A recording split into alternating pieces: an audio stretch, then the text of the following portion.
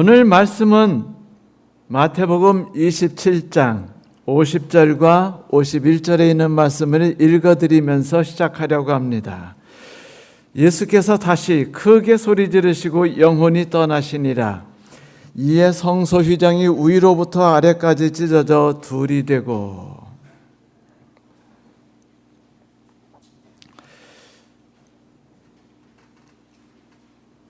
세뮤얼 우먼이라는 분이 80살에 발표하신 시집에 요약하면은 다음과 같은 말이 나오는데 그 말씀을 읽어드리려고 합니다. 나이를 더해가는 것만으로 사람은 늙지 않는다. 이상을 잃어버릴 때 비로소 늙는다. 세월은 피부에 주름살을 늘려가지만 열정을 잃으면 영혼이 시든다. 우리는 가지고 있는 믿음만큼 젊고 의심만큼 늙는다. 자신감만큼 젊고 두려움만큼 늙는다. 희망만큼 젊고 실망만큼 늙는다. 멋진 말이죠? 성도 여러분, 예수께서 이 땅에 오셔서 십자가에 달려 돌아가신 것은 바로 우리에게 젊음을 주시기 위함이죠. 희망을 주시고 기회를 주시며 살만한 가치가 있다는 것을 주셨습니다. 오늘 우리는 예수 그리스도 우리 왕께서 받으셨던 그 삶의 정점, 그 십자가의 고통에 대해서 함께 살펴보자 합니다. 여러분은 예수 그리스도의 십자가에 대해서 어떻게 생각하세요? 예수께서 그날 십자가형을 당한 죄수로서 아주 상당히 이른 시간에 돌아가셨습니다. 그 형벌은 육체적 고통과 정신적인 고통이 죄수를 아주 그냥 완전히 무너지도록 긴 시간 동안 무너지도록 만드는 가장 극악하고도 끔찍한 형벌이었어요. 그래서 죄수들은요, 십자가 위에서 목마름, 배고픔, 고통, 피 흘림, 사람 속에서의 저주 속에서 며칠간 십자가에 매달려 있었어요. 그런데 유대에서는 율법에 따라서 십자가의 저주에서 사람들이 여러 날을 견디지 않도록 하는 것이 있었는데, 특별히 예수께서 십자가에 달려 들어가신 때는 유월절 전날이라 그날까지 시체들이 나무 위에 매달려 있는 것을 유대인들이 원치 않았죠. 그래서 그들이 십자가 위에서 오래 있지 않도록 하기 위해서 뼈를 부러뜨려서 그들을 속히 죽였는데 그 고통이 얼마나 컸을지 상상해 보세요. 그런데 기이하게도 우리 주 예수께서는 그들 로마 병사들이 죄수들을 죽이고 있었을 때 뼈를 부러뜨려서 이미 죽으셨었습니다. 오전 9시에 십자가에 달리셔서 오후 3시에 돌아가셨으니까 죄수들 치고는 매우 빨리 죽으신 것이에요. 왜 예수 그리스도께서는 십자가에 매달리셔서 그토록 빨리 돌아가셨을까? 왜 6시간밖에 견디지 못한 채 돌아가셨을까? 사망의 고통은 육체적 상처만이 아니라 또 무엇이었을까? 그 부분을 우리가 살펴볼 필요가 있겠죠. 십자가에 대한 모든 시간들을 하나씩 살펴보도록 합시다. 제일 먼저 십자가형은 육체적인 고통인 책짓질과 그리고 부서진 육체 안에 있는 정신을 파괴하는 지구상에서 가장 흉악하고 악독한 처벌부터 시작합니다. 채찍질은 무서운 형벌이었죠. 그 당시 로마 병사들이 사용하는 형벌용 채찍은 긴 가죽끈에 간격을 둬서 날카로운 뼈 조각을 박아 넣거나 혹은 납 조각을 박아 놓은 그런 것이었습니다. 죄수를 기둥에 묶어놓고는 허리를 그 둥글게 말게 묶어놓은 다음에 등을 그 뼈와 납이 박혀 있는 채찍으로 사정없이 치면은 살갗이 완전히 살점이 뜯어져 나가면서 큰 고통을 느낍니다. 근데 이렇게 받은 고통이 사실 그것으로 끝나는 게 아니라 거기서부터 염증이 시작돼요. 이 고통은 염증으로부터 본격적으로 시작되게 마련이죠. 이 채찍질은 이미 700년 전 이사야에 의해서 예언된 채찍질이었습니다. 이사야서 53장 5절엔 이렇게 말하죠. 그가 찔림은 우리의 허물 때문이요 그가 상함은 우리의 죄악 때문이라. 그가 징계를 받음으로 우리가 평화를 누리고 그가 채찍에 맞음으로 우리가 나음을 받았도다. 채찍질이란 아담으로 인해서 이 땅에 죄악이 들어온 뒤에 인간이 겪고 있는 모든 죄악의 고통이라는 것이 얼마나 무서운 것인지를 우리가 느끼고 인식할 수 있도록 해주는 형벌이었습니다. 예수께서 채찍을 맞으심으로 세상에 사는 모든 사람들은 인간이 겪고 있는 죄악이라는 것이 얼마나 고통스러운지를 뼈저리게 느낄 수 있는 것이었어요. 여러분, 아담이 지은 죄가 얼마나 무서운 것이에요. 사람들이 그것을 어떻게 느낄 수 있었을까요? 아담은 양 한 마리를 죽이는 것을 통해서 그것을 느낄 수 있었죠. 그러나 그 어찌 양 한 마리가 죽는 것을 통해서 그가 저지른 죄악이 무섭고 흉포함을 느낄 수 있을까요? 그래서 예수께서는 채찍질을 당하신 것입니다.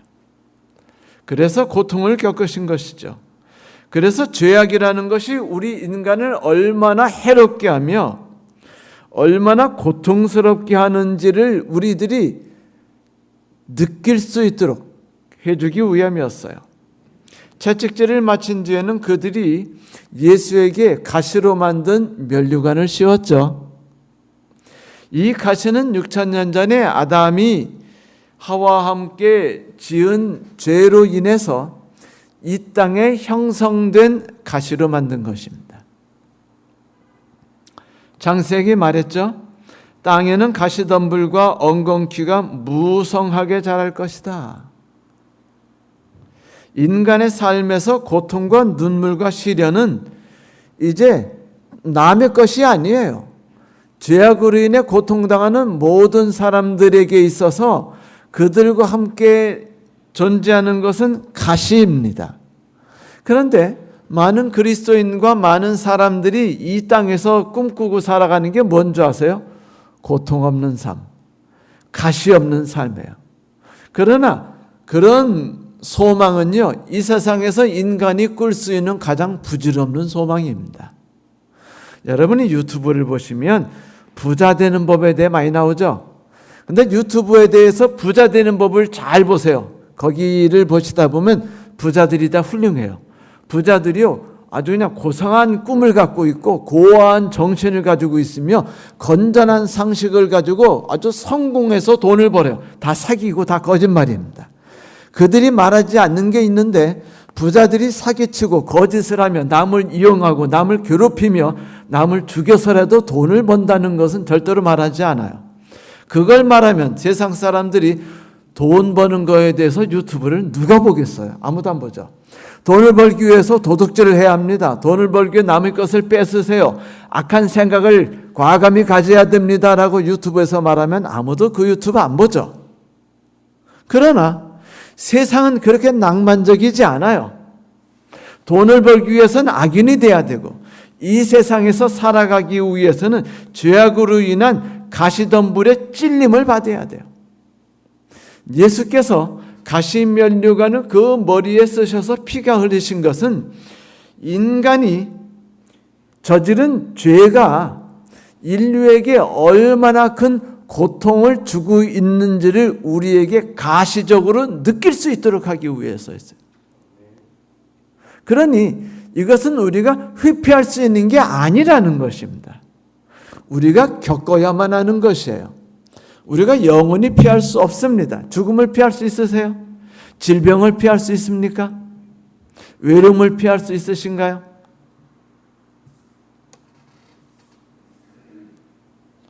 이제 병사들이 십자가 사형수를 심하게 채찍질하고 가시로 든 면류관을 씌우고 막대기로 그 면류관을 때리고 조롱한 다음에 처형장으로 이제 이동을 시키려 합니다.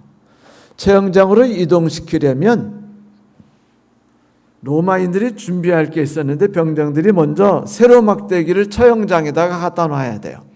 그리고 무거운 가로막대기, 세로막대기보단 가볍지만 가로막대기를 십자가형을 받은 죄수가 메고 가도록 합니다. 그런데 여러분, 나무 짊어져 보셨나요? 제가 군에 있을 때 군이라니까 언제 군대인지 생각나지 않으시겠지만 지금 군인들은 상상할 수 없는 옛날입니다. 1980년에 군에 갔으니까 몇 년 전이죠? 40년 전에 군대를 다녀왔네요. 그때 전방에서는 그 산에 가서 참나무를 잘라가지고 그걸 메고 내려왔어요. 근데 여러분, 참나무 하나가 얼마나 무거우냐면요, 그거를 잘라가지고 한 요만큼씩 한 명이 메고 오는데 메고 딱 메는 순간 온 다리가 휘청거려요. 메고 나면은요, 5분이 아니라 1분 단 여기가 부러지는 것처럼 아프기 때문에 내려놨다가 다른 어깨에다 옮기고 하는 일을 계속해야 됩니다. 근데 이 아픔이요, 얼마나 심한지 모르고 무게가 얼마나 대단한지 몰라요. 너무 우습게 여기지 마세요. 그런데 예수께서 짊어지신 십자가 가로막대기는 그거보다 더 크고 무거운 막대기였기 때문에 그 무거운 짐을 지고 메고 간다는 게 쉽지 않다는 걸 우리 상상할 수 있습니다. 제가 군대에서 일정기였어요. 그래서 쌀 2가마씩 메고 1kg나 2kg씩 메고 이제 중대에도 갖다 주고 그랬습니다. 대대일정기에도 그런 일을 가끔 해요. 천한 일들을 그 귀하신 대대일정기가 하기도 하지요. 그러면 쌀 120kg를 메고 가면은요, 허리가 부러지는 것처럼 아파요. 그래도 우리는 다 그거를 120kg씩 메고 2가마를 메고 이제 묵묵하게 걷는데 정말 힘듭니다. 말로 표현할 수 없이 고통스러워요. 군대 제대한 지 40년이 지나서도 느끼는 것은 뭐냐면 그때 맸던 그 화목 무게로 인한 고통하고요, 그때 짊어졌던 쌀 120kg 무게입니다. 그것이 얼마나 힘들었는지는 지금도 생각하면 제 머리가 찌긋찌긋하게 아플 정도로 힘들었어요.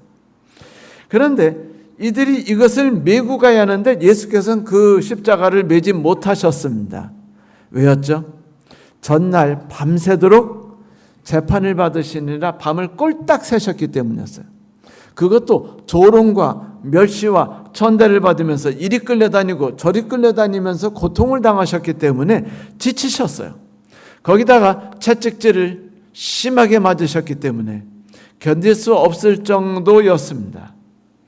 그래서 그분 대신에 구레네 시몬이 십자가를 메고 가게 되죠. 예수께서 골고다에서 받으셨던 십자가형은 원래 페르시아에서 시작된 사형 제도였습니다. 이 제도가 아프리카 카르타고 제도를 통해서 로마로 넘어갔는데, 로마에서는 이 처형법이 너무도 흉악하고 끔찍하기 때문에 이런 형벌은 가급적이면 써먹지 말자라고 그래서 로마인들을 대해서는 절대로 이 형벌을 집행하지 않았습니다. 그러니까 빌라도도 이런 형벌을 당하는 것을 쉽지 않았을 거예요. 이런 형벌은 최고로 극악한 죄수에다가 천하기가 노예급 사람들을 대상으로 하는 형벌이었기 때문이에요. 인간 취급을 받지 않는 이들에게 주는 형벌이었죠. 그러므로 그들이 십자가형을 받는다고 했을 때 그들이 겪는 고통과 멸시와 저주는요, 상상을 초월한 것이었습니다. 그래서 십자가에 매달기 전에 그 병사들이 예수에게 그 쓸개를 탄 포도즙을 마시게 하려고 그랬죠. 이 십자가형을 당하는 날이면 그 예루살렘 성에 있는 귀부인들이 그 고통당하는 사람의 고통을 경감시키기 위해서 그들이 그 신포도즙에다가 그 쓸개 담즙을 이렇게 섞어서 그 준비해 놨다가 병사에게 주곤 했습니다. 그러면 병사들이 그것을 이제 주 예수에게 마시게 해요. 왜냐하면 곧 이어서 집행될 십자가형이 너무 고통스럽기 때문이었어요. 그런데 예수께서 그걸 살짝 맛보신 다음에 목마르셨기 때문에 물을 드시고 싶었겠지만 살짝 맛을 본 다음에 이것이 무엇인지를 알고 마시지 않으셨죠.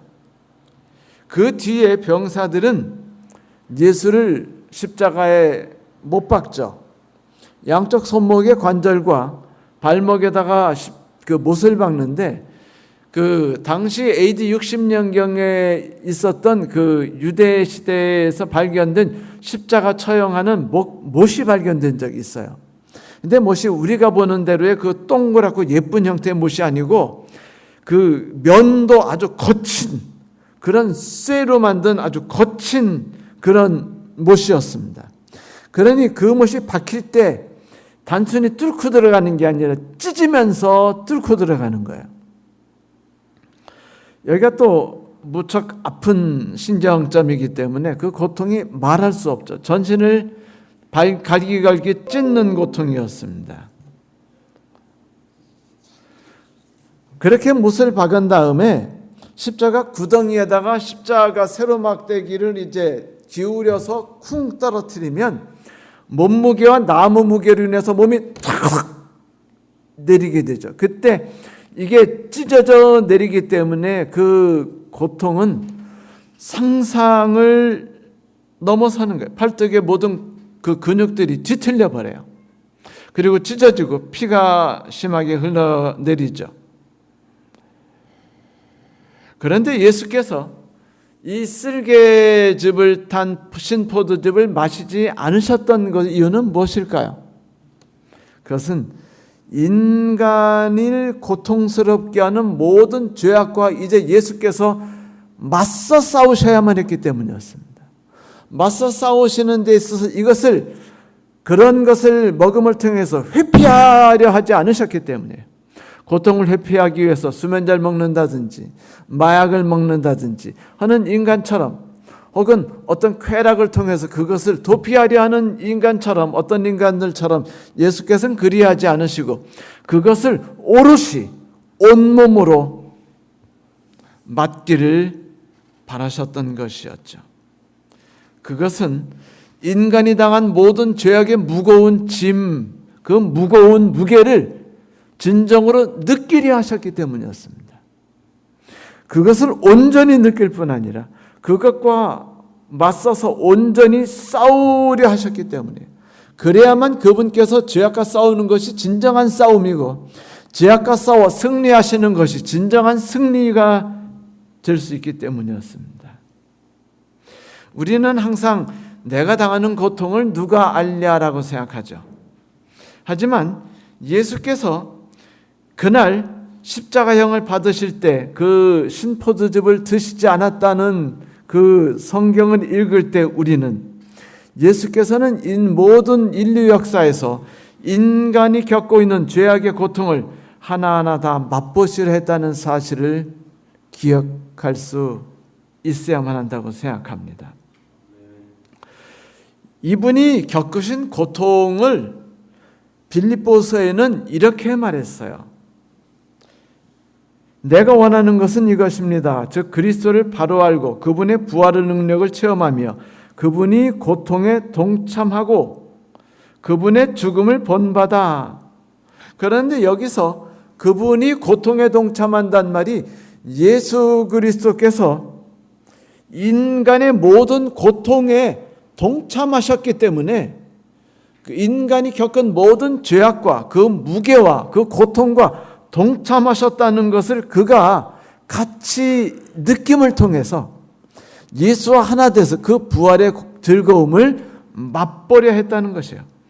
예수께서 죄악의 고통을 함께 겪고 그 고통의 긴 시간을 인류와 함께 겪으심으로 죄악이 얼마나 무섭도록 악한 존재인지를 뼈저리게 느끼셨음을 사도 바울은 우리에게 알려주려 한 것이죠. 동참하려 하신 예수. 그렇습니다. 예수께서는 그날 십자가를 통해서 인류가 겪는 모든 죄악의 무게를 오롯이 겪으셨어요. 그분이 겪은 고통을 상상해 보세요. 그러면 우리는 능히 그분이 우리를 얼마나 사랑하시는지를 이해할 수 있게 될 것입니다.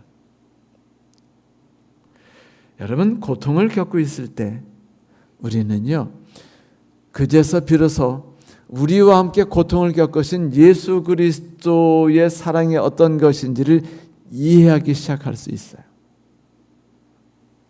그리스도를 따르는 자들에게 고난은 결코 쓸데없거나 불필요한 그런 것이 아니에요. 우리는 그것을 통해서 우리를 동정하고 불쌍하게 여기셨던 예수께서 우리와 함께하려 하셨다는 것을 경험하게 됩니다.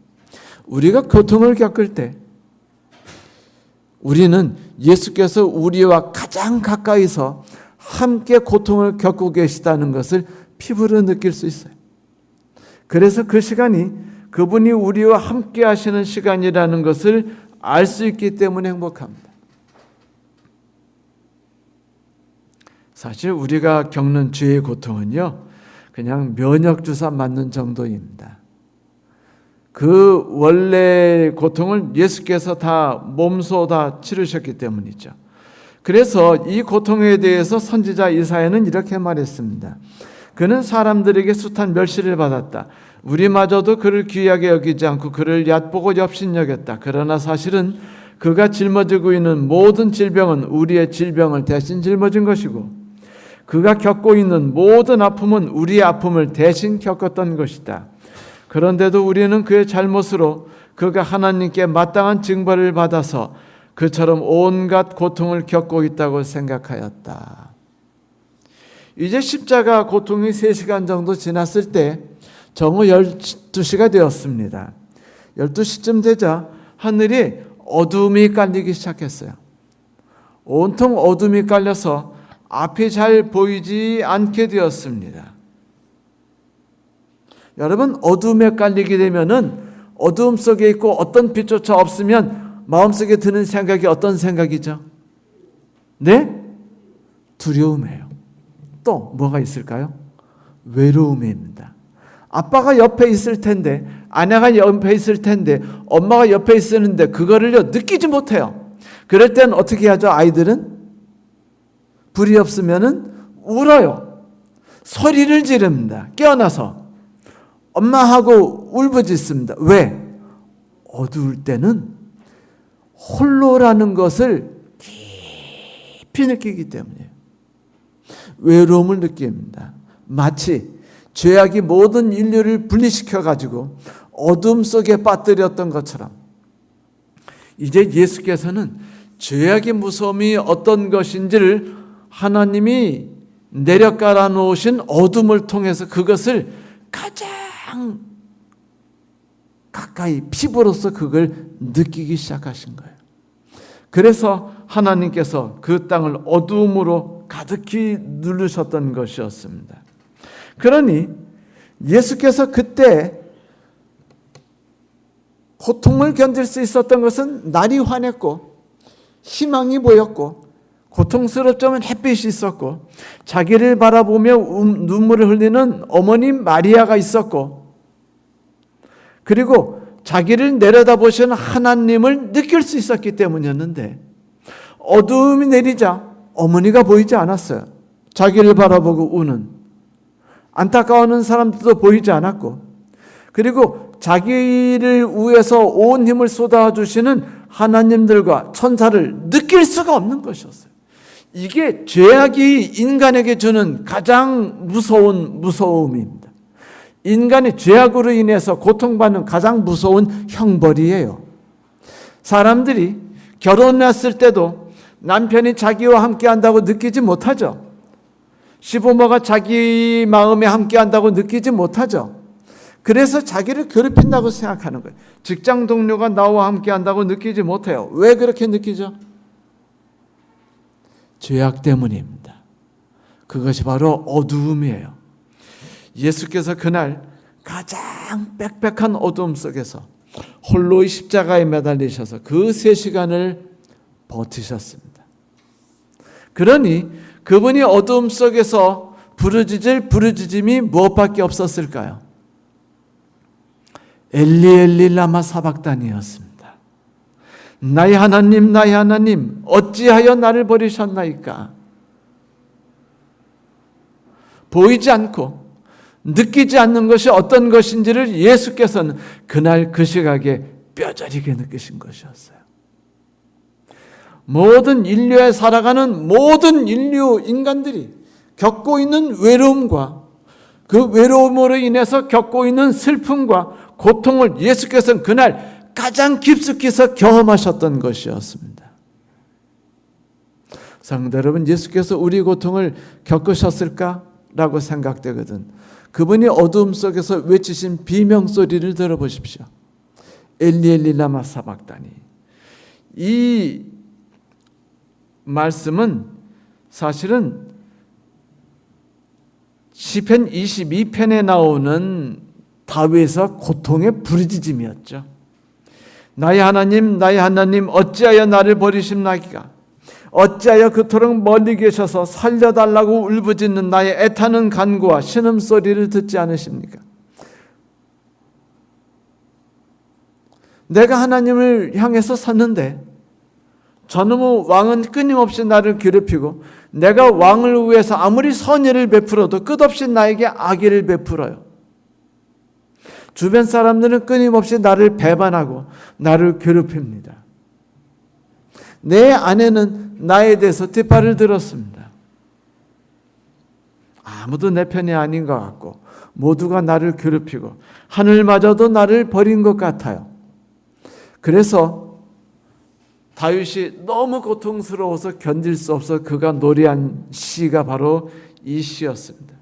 그런데 예수 그리스도께서 그 어두움 속에서 지금까지는 이사야서 53장 7절처럼 그가 곤혹을 당하여 괴로울 때도 그 입을 열지 아니하였으며 라고 말했듯이 아무 불평과 불만과 고통의 소리를 내뱉지 않으셨었는데 사실 그것은 이사야서 53장 7절에 나오는 예언의 성취기도 했죠. 그가 곤욕을 당하여 괴로울 때도 그 입을 열지 아니하였으며 그는 도수장으로 끌려가는 어린 양과 털 깎는 자 앞에서 잠잠한 양같이 입을 열지 아니하였다. 무슨 말이냐면 예수께서 불만을 토하지 않으셨다는 겁니다. 그 고통 속에서 속상해하다, 억울하다, 괴롭다, 나만 힘들다. 왜 세상은 나를 이렇게 힘들고 괴롭게 어렵게 만드는지 모르겠다라고 분노하고 좌절하고 그래서 죄와 악에 대해 쓰러지려 하지 않으셨다는 겁니다. 묵묵히 견디셨다는 말은 이런 말이에요. 그분은 부조리니 불법이니 하고 불평하지 않으셨단 말입니다. 세상의 모든 죄악에 억눌려도 불평하지 않으셨고 절망하지 않으셨다는 걸 말하고 있는 것이 바로 이분이 묵묵하여 잠잠하셨다라는 말씀이 주는 의미였어요. 그런데 어둠이 온 땅을 덮어버리자 하나님과의 연결마저 불통해서 느껴지지 않고 자기를 잡아주신 하나님의 손길이 느껴지지 않자 그분은 당장 소리를 치십니다. 하나님 나를 버리셨나이까? 마치 밤중에 어두운 깜깜한 밤중에 사랑하는 아들이 5살짜리 아들이 엄마 하고 울듯이 말입니다. 그때 엄마가 하는 일이 뭐죠? 뛰어가서 아들에게 가서 우리 새끼 울어가지고 코가 뭐 눈물이 징징해구나 하고 괜찮아 아빠가 있으니까 엄마가 있으니까 하고 토닥토닥하고 재우는 거 아닌가요? 그때 아이는 엄마가 함께 있다는 걸 느끼면 어두움 속에서 눈을 감아요. 그런데 신기하게 눈을 감으면은요 어두움이 느껴지지 않아요.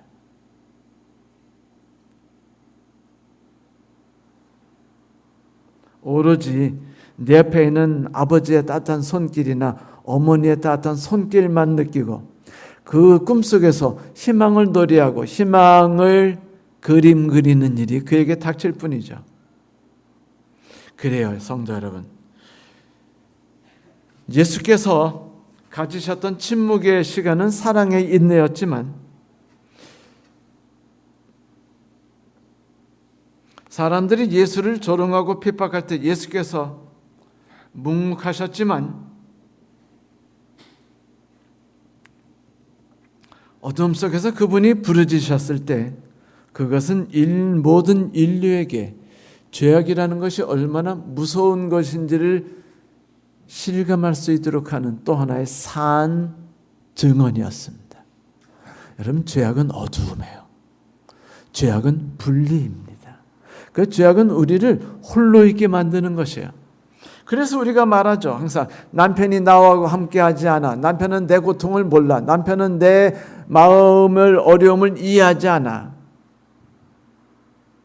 그러니까 미안하다고도 안 한다고 느끼는 거 아니겠습니까? 그것은 인간들이 이 죄악 때문에 겪는 고통이에요. 나밖에 없다는 고통, 혼자라는 고통, 지지하는 자 없고 위로하는 자 없고, 그때 인간이 느끼는 것이 희망 없음입니다. 그때 인간이 겪는 것이 고통이에요. 이전보다 훨씬 강한 고통을 느끼게 되죠. 강한 시련을 겪게 됩니다. 그러면은 더 빨리 늙고 더 빨리 아프고 더 빨리 지치고, 이것이 죄의 무서움입니다.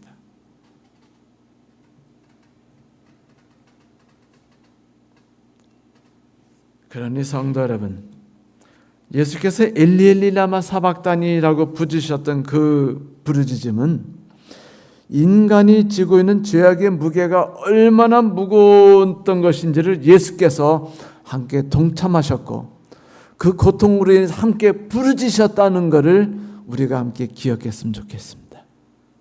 그분은 결코 우리와 다른 죄악의 고통을 겪지 않으셨어요. 그러니 여러분, 어둠을 만나거든 부끄러움 없이 부르짖으세요. 예수께서도 부르짖으셨습니다. 그러나 예수께서는 그 와중에서도 견디신 것은 찰스 스펄전 목사님이 하셨던 말씀을 통해서 우리가 이해할 수 있는 뜻과 같습니다. 그분은 이렇게 말했어요.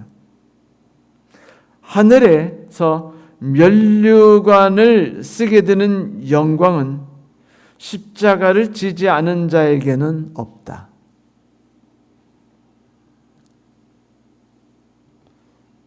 그래요.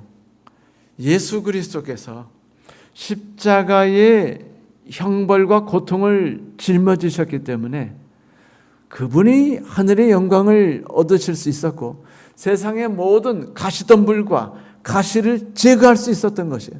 죽음을 제거할 수 있었고 우리에게서 그것을 제거하실 수 있었던 것임에 대해서 우리는 하나님께 감사드립니다.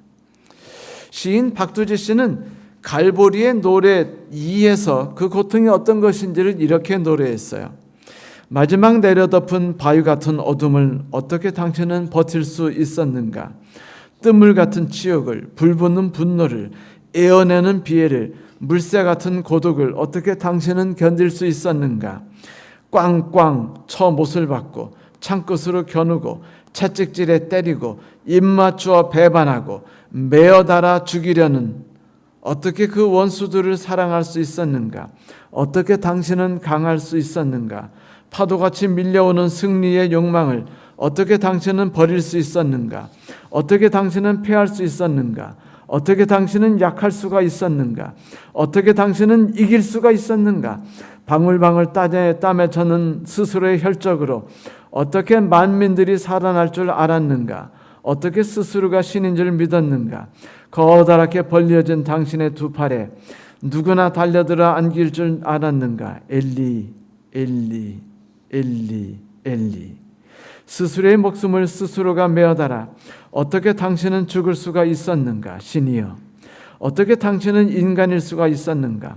인간이여, 어떻게 당신은 신일 수가 있었는가? 아, 방울방울 떨구어지는 핏방울은 잤는데 바람도 죽고 없고 마리아도 우는데, 마리아는 우는데, 인자여, 인자여, 마지막 쏟아주는 폭포 같은 빗줄기를 어떻게 당신은 주체할 수 있었는가? 박두진 씨는 십자가의 고통이라는 것이 어떤 것인지를 우리들이 느꼈으면 하는 마음으로 이와 같은 시를 썼죠. 마음이 절절하게 느껴지지 않습니까? 사람들은 알고 싶어요. 사람들은 느끼고 싶어 합니다. 왜 예수께서 그 고난을 겪으셨는지요. 사람들은 알고 싶어하고 듣고 싶어요. 왜 얼마나 내 죄가 그렇게 무섭고 대단한 것인지. 만일 그분이 내 죄로 인해서 십자가의 고난에 참여하셨다면 내가 그분의 고통만큼 가까이 갔던 죄인인지를 사람들은 알고 싶어 하죠. 그분이 사랑이 얼마나 대단한 것인지도. 그런데 여러분, 그 모든 걸 알기를 원하신다면 십자가에 달리신 예수 그리스도를 바라보십시오.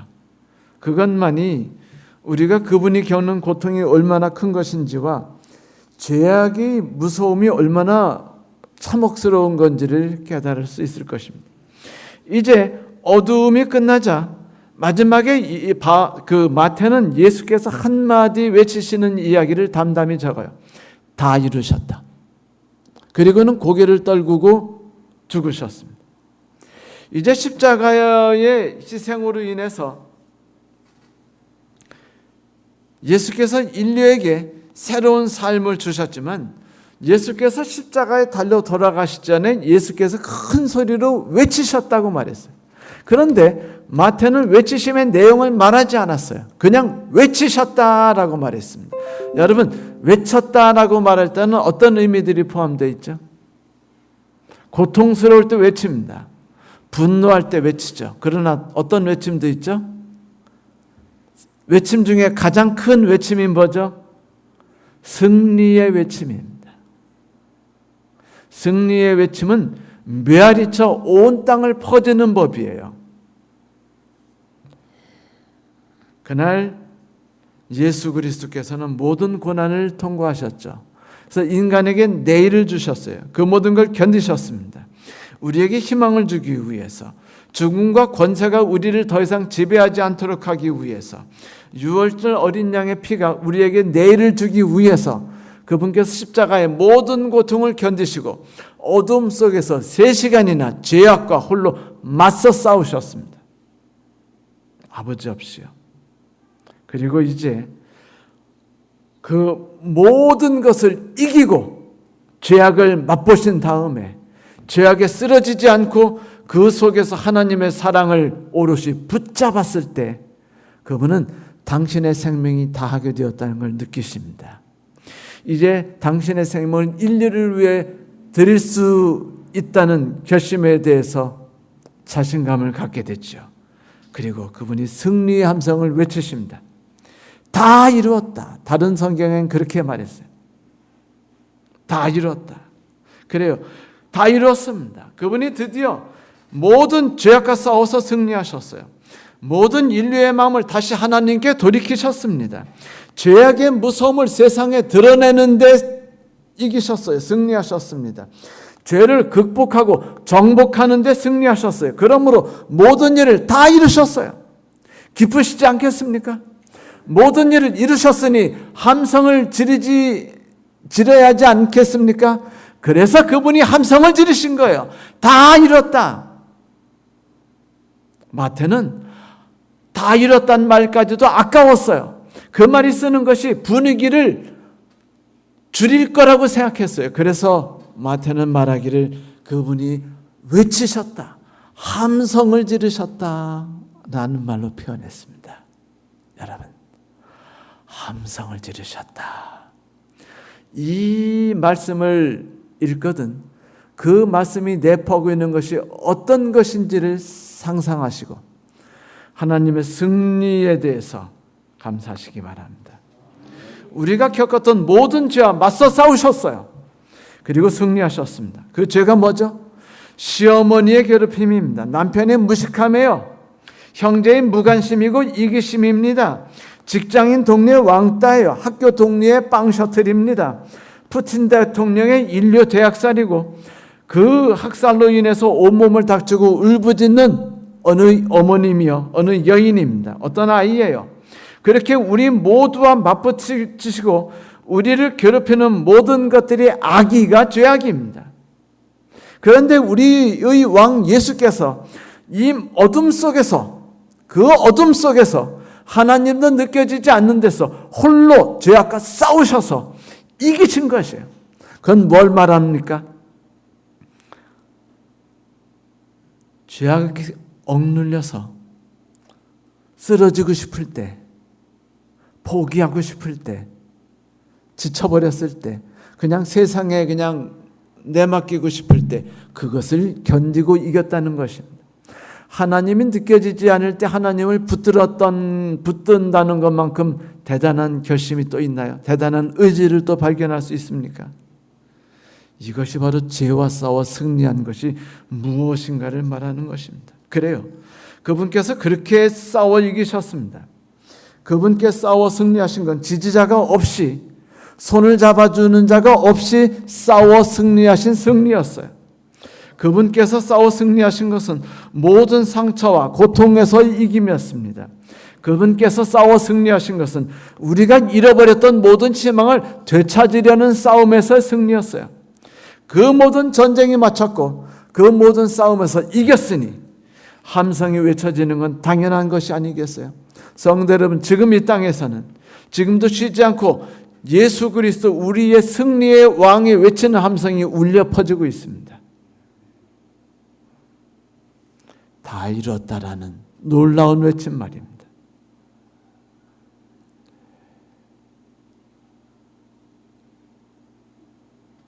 이제 남은 것은 우리가 함께 환호하는 것밖에 없어요. 그 승리를 함께 축하하는 것밖에 없으며 그 승리 함께 동참하는 것밖에 없죠. 지난주에 우리는 사위족에 갔던 그 리찰슨의 이야기를 잠깐 들었었죠. 이 리찰슨이 그 뉴질랜드에서 지쳤어요. 대체 이 사람들처럼 악한 사람들에게 선교한다는 것이 불가능하다는 걸 느끼게 됩니다. 그래서 그는요, 떠나기로 결심해요. 다시 자기 나라로 돌아가려고 했죠. 그런데 돌아가라고 하자 사위족 부족들이요, 이 리찰슨이 떠나는 걸 원치 않습니다. 그래서 리찰슨을 떠나지 않도록 하기 위해서 그 부족들이 서로 상대방의 부족장을 만납니다. 저 선교사가 이 땅을 떠나려 하는데 우리가 떠나는 건 막아야 하지 않겠는가? 그러자 상대 부족장도 그래, 그것만큼 우리가 막자라고 해서 이 사람들이 수십 년 동안 원수가 돼서 서로 죽이고 목을 자르고 서로의 시체를 먹고 서로를 강간하고 폭행했던 모든 것들을 멈추기로 결심합니다. 그래서 그 다음 날 그 모든 부족이 다 모여요. 리찰슨도 함께 참여했습니다. 리찰슨에게 가지 말아요. 우리들이 함께 연합했답니다. 그리고 이제 그들이 의식을 벌였는데 이 의식의 가장 중요한 게 뭐냐면 서로 간에 사람을 교환해야 돼요. 각기 부족에 있는 남자 아들을 한쪽에서 주면 저쪽이 받고 저쪽도 아들을 주면 이쪽이 받습니다. 그리고 한쪽의 아들이 죽으면 전쟁이 다시 시작되되 아들이 죽지 않으면 평화가 유지되는 그런 조약이었어요. 그런데 모든 엄마들이 자기 아들을 줄까봐 벌벌 떨고 있는 거예요. 그때 그 사위족의 족장이 과감하게 자기 아들을 저쪽 부족에게 넘겨줘 버립니다. 그러자 모든 부족에 있는 엄마들이요 막 한숨을 내쉬면서 막 그 위로를 받아요. 울면서. 그러자 상대방 부족장도 역시 부족장이 아들을 줍니다. 그리고서 그들이 의식을 마치는데 이것을 리찰슨이 보고 크게 충격을 받아요. 그래, 우리가 죄악과 싸워서 이기고 하나님과 우리가 다시 화해하고 내가 남편과 화해하며 내 이웃과 화해하기 위해서 하나님께서 예수를 이 땅에 보내셔서 우리를 화해하도록 하기 위해 그 아들을 내어주신 것이구나 라고 생각했죠.